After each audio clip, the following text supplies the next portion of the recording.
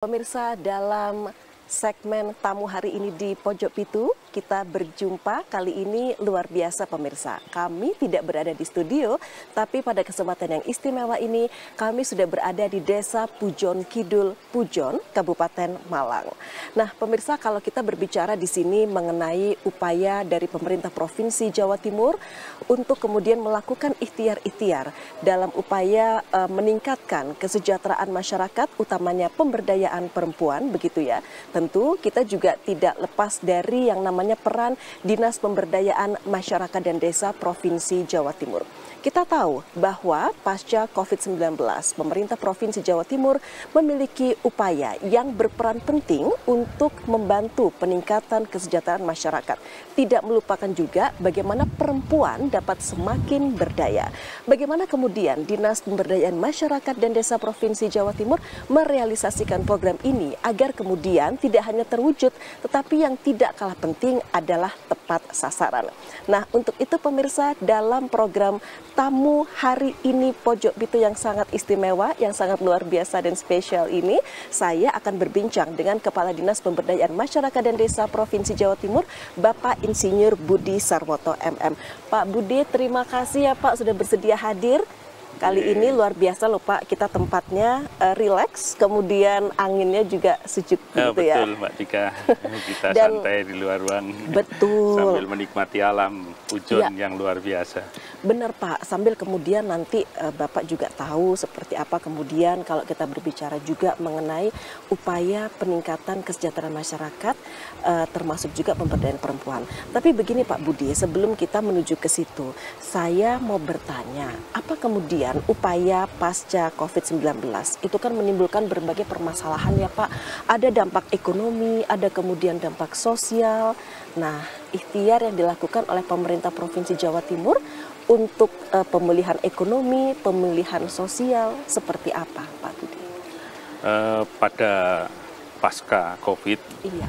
Ya, COVID-19 kita tahu dampaknya seperti yang disampaikan Mbak Tika tadi, tentunya sangat-sangat memberi beban yang berat kepada masyarakat. Untuk itu, Ibu Gubernur mengeluarkan tagline Jatim Bangkit, Mbak Tika. Jatim Bangkit, suatu optimisme bahwa pasca pandemi kita bisa bangkit. Untuk itu, beliau menggagas beberapa program untuk melakukan intervensi khususnya pada pemulihan ekonomi di Jawa Timur ini. Kita tahu beban yang sangat berat sehingga pada saat itu hampir semua usaha mengalami kerugian. Kemudian sektor satu-satunya yang mungkin masih bertahan pada saat itu adalah UMKM. Sehingga beliau fokus pada upaya bagaimana pemberdayaan masyarakat melalui pemulihan ekonomi khususnya pengembangan UMKM ini. Kemudian juga ada beberapa paket program yang diantaranya juga untuk menyasar beberapa masyarakat yang rentan, masyarakat yang kurang beruntung, kemiskinan, yaitu paket-paket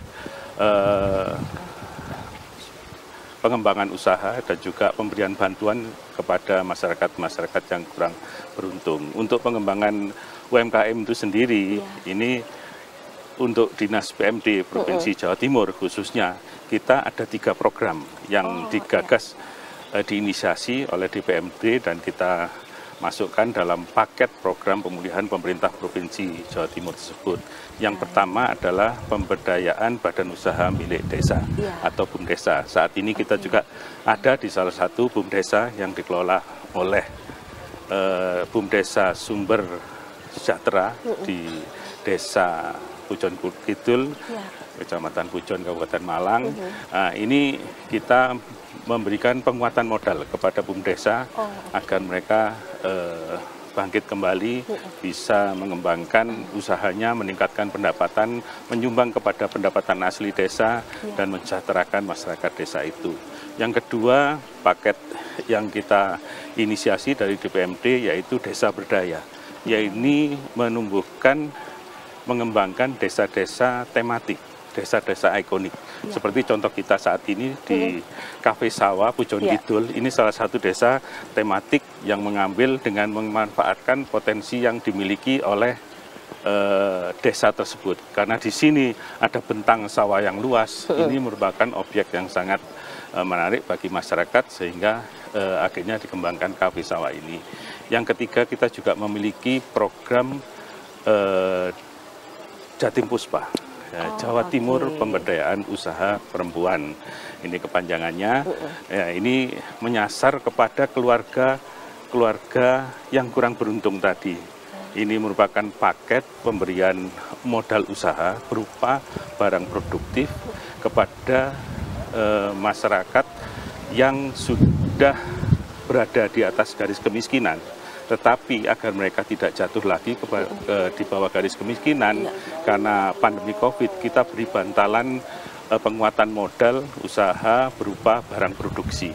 Sehingga harapannya dengan barang produksi tersebut bisa berkelanjutan, seperti itu Mbak Tika. Baik, luar biasa tentunya ya Pak Budi, dan tentunya kami sangat mengapresiasi gitu ya, kita semua mengapresiasi langkah-langkah yang sudah ditempuh oleh pemerintah Provinsi Jawa Timur. Kemudian begini Pak Budi, kita tahu ada kemiskinan juga ada di pedesaan begitu ya Pak ya.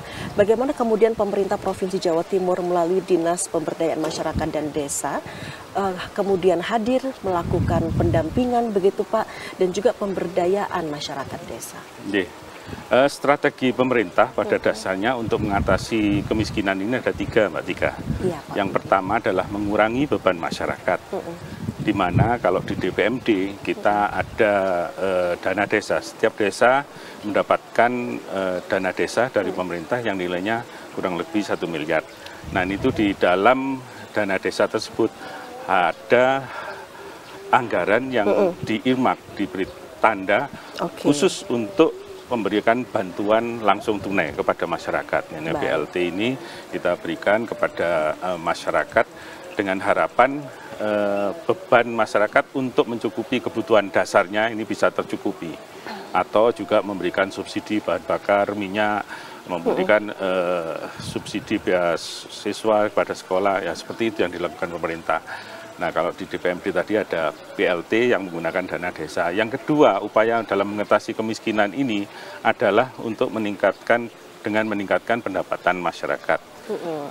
3 program yang saya sampaikan tadi itu masuk dalam upaya peningkatan pendapatan masyarakat, yaitu melalui pengembangan wirausaha sesuai dengan potensinya, misalnya BUMDesa, dengan memberikan penguatan modal agar usaha dari BUMDesa ini lebih berkembang lagi dan diharapkan dapat menyumbang BADES dan akhirnya bisa digunakan untuk pembangunan dan mensejahterakan masyarakat desa. Kemudian desa berdaya seperti yang kita saat ini berada, desa-desa tematik dengan branding ekonomi, kita harapkan juga dapat meningkatkan jumlah kunjungan wisata desa di desa-desa wisata tersebut, sehingga juga akan menambah pendapatan dari desa tersebut. Kemudian Jatim Puspa, sasarannya juga jelas kalau Jatim Puspa ini untuk masyarakat miskin yang graduasi sudah miskin tetapi sudah di atas garis kemiskinan, kita berikan bantalan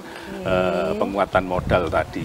Nah yang ketiga adalah dengan strategi pengurangan kantong-kantong kemiskinan. Jadi wilayah-wilayah kantong kemiskinan itu kita berikan bantuan keuangan desa namanya, dengan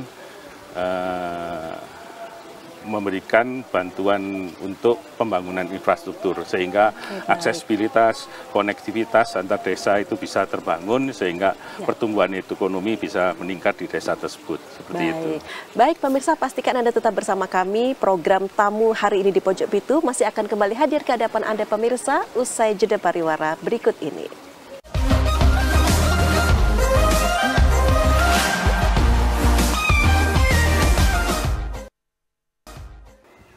Ya pemirsa, kembali dalam program tamu hari ini Pojok Pitu bersama Bapak Insinyur Budi Sarwoto MM yang merupakan Kepala Dinas Pemberdayaan Masyarakat dan Desa Provinsi Jawa Timur. Pak Budi, kalau kita berbicara ini Pak ya, mengenai program dari Jatim Puspa itu sendiri, pasti ada kriteria untuk penerima manfaatnya. Nah, itu bagaimana kemudian Pak, kriterianya apa saja untuk penerima manfaat? Kemudian seperti apa verifikasi pendataan begitu Pak? agar kemudian benar-benar tepat sasaran, Pak Budi? Baik, Mbak Tika. Jadi untuk penerima program Jatim Puspa ini adalah perempuan graduasi PKH. Jadi graduasi PKH artinya mereka sudah tadi yang saya sampaikan di atas garis kemiskinan dan perlu kita berikan bantuan. Kemudian juga lokasinya itu tentunya berada di kantong-kantong kemiskinan. Baik. Dan data yang kita peroleh dari untuk menetapkan siapa yang berhak menerima, ini kita peroleh dari Dinas Sosial melalui dana DTKS. Jadi DTKS, data yang dimiliki oleh Dinas Sosial, kita minta kepada Dinas Sosial mana-mana yang sudah graduasi PKH, yang khususnya yang perempuan akan kita masukkan di dalam program Jatim Puspa ini. Jadi ada keberlanjutan antara Dinas Sosial setelah ditangani melalui bantuan Dinas Sosial, apabila mereka sudah meningkat, kemudian masuk ke program kita Jatim Puspa, seperti itu. Keberlanjutannya seperti itu. Iya Pak Budi. Kemudian begini, untuk model pemberdayaan ekonominya sendiri seperti apa kalau di program Jatim Puspa ini? Dan indikator keberhasilan ketika kemudian itu dikatakan berhasil. Gitu. Jadi yang utama, karena mereka mungkin bisa saja para graduasi PKH ini belum pernah memiliki usaha. Kita adalah meningkatkan motivasi usaha di mereka. Kita di dalam program ini memiliki pendamping program Jatim Puspa, pendamping kabupaten. Jadi masing-masing desa itu ada pendampingnya, dan mereka lah yang akan membantu kita untuk mengarahkan, memotivasi mereka agar mereka bisa mengembangkan usaha. Demikian juga yang sudah memiliki usaha akan didampingi agar usahanya semakin berkembang. Nah, kemudian setelah mereka sudah memiliki itu, baru kemudian kita berikan bantuan permodalannya, kita salurkan, mereka menginginkan seperti apa bantuannya. Jadi sesuai dengan keinginan mereka sendiri, tidak ada batasan mereka harus berusaha ini, mau di bidang pertanian, bidang perdagangan, mau jasa. Bahkan ada beberapa itu yang kemarin juga ada yang jasa pijat, ya kita berikan peralatan, mereka minta sepeda, kasur lipat atau peralatan gosok seperti itu, minyak untuk memijat, dan tetap kita berikan asal itu memberikan manfaat dan bisa berkelanjutan seperti itu. Dan itu tentunya para pendamping juga harus terus mengawal agar kegiatan ini bisa berkelanjutan dan memberikan peningkatan pendapatan bagi penerima manfaat tersebut. Dan untuk untuk indikator keberhasilannya itu adalah peningkatan usaha dari keluarga penerima manfaat tersebut. Karena kita setelah kita melaksanakan kegiatan, kita melakukan evaluasi. Evaluasi tidak kita laksanakan sendiri, tapi kita menggandeng perguruan tinggi. Jadi dalam hal ini ada Universitas Negeri Malang, dan untuk penetapan itu, untuk memberikan pendampingan itu selain dari pendamping kabupaten, kita juga menggandeng perguruan tinggi, yaitu Universitas Brawijaya untuk program ini. Sehingga diharapkan dengan adanya pendampingan dari akademisi, ini hasil dampak yang kita rasakan termasuk keberhasilannya lebih akurat dan juga lebih terlihat jelas seperti itu ya pastinya Pak Budi ya. Nah Pak Budi begini, bagaimana kemudian dampak dari program Jatim Puspa ini Pak terkait dengan kemandirian ekonomi perempuan di desa? Kan kita tahu bahwa perempuan itu suatu potensi sumber daya yang mungkin beberapa belum teroptimalkan. Kemudian untuk dengan keberadaannya program Jatim Puspa ini kita memberdayakan perempuan, maka minimal pendapatan dari keluarga tersebut bisa meningkat. Karena kalau hanya suaminya, mungkin juga pendapatan suaminya kurang, dengan kita memberikan modal usaha kepada perempuan, anggota keluarga tersebut, tentunya ini dapat lebih meningkatkan pendapatan, dan peningkatan kesejahteraan juga akan lebih tercapai di keluarga ini. Jadi kerjasama juga begitu ya Pak ya, antara suami kemudian dengan istri begitu ya Pak ya, saling mensupport.